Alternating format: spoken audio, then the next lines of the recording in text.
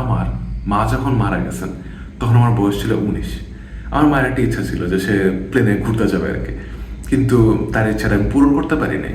যদিও আমার সেই সময় সামর্থ্য ছিল, আমি টিউশনে করে টাকা পয়সা কামাইতাম, তো আমি চাইলেই পারতাম যে একটা প্লেনের টিকিটের ব্যবস্থা করতে।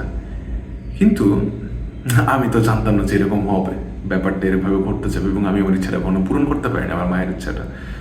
অ্যান্ড এইটার জন্য আমি বেশ অনেক দিন নিজের অপরাধের কাঠগড়া দাঁড় করাইছি, এবং দাঁড় করায় নিজের জাজ করছি যে কেন তুমি পারো না, তুমি চাইলে তো পারতা। অ্যান্ড এইভাবে আমাদের লাইফে অনেক আনকন্ট্রোলেবল জিনিস থাকে, ইভেন্টস থাকে, যেগুলোর উপর আমাদের কোনো হাত থাকে না। অ্যান্ড এরপরে এই ইভেন্টগুলো নিয়ে আমরা অনেক অনুশোচনা করে আমরা বলতে থাকি কেন আমি এটা করতে পারি নাই, কেন আমি করি নাই এটা। অ্যান্ড এই রিপেন্ট করাটা আসলে একটা সময় আমাদের জন্য বোঝা হয়ে দাঁড়ায়। তো অনেক বছর পরে আমি একসময় রিয়েলাইজ করছি যে এই ব্যাপারটা আসলে আমার হাতে ছিল না। And the only thing I could do is forgive myself.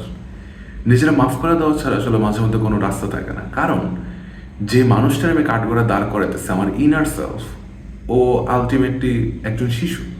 আর একজন শিশুকে আমি তার একটা ডিসিশনের জন্য, যার উপর তার কোনো কন্ট্রোল ছিল না, সেটার জন্য তার আমি আসলে অপরাধের কাঠগড়ায় দাঁড় করে জাজমেন্ট করতে পারি না। তো সিমিলারভাবে আমি চাই না যে আপনার জীবনে ঘটে যাওয়া কোনো ঘটনার উপরে আপনি নিজের এইভাবে জাজ করেন, কারণ লেট গো করার মধ্যে আছে শান্তি। It's tough, it's hard to do, আমাদের অনেক সময় অনেক হার্ড ডিসিশন নিতে হয়, অনেক সময় আমাদের কোনো কন্ট্রোল থাকে না, কিন্তু আমাদের শিখতে হবে কীভাবে লেট গো করতে হয়। অ্যান্ড এই লেট গো করতে পারলে আমরা অনেক সাইকেল ব্রেক করতে পারবো। I am Rohit Sunny, and we are building the future together.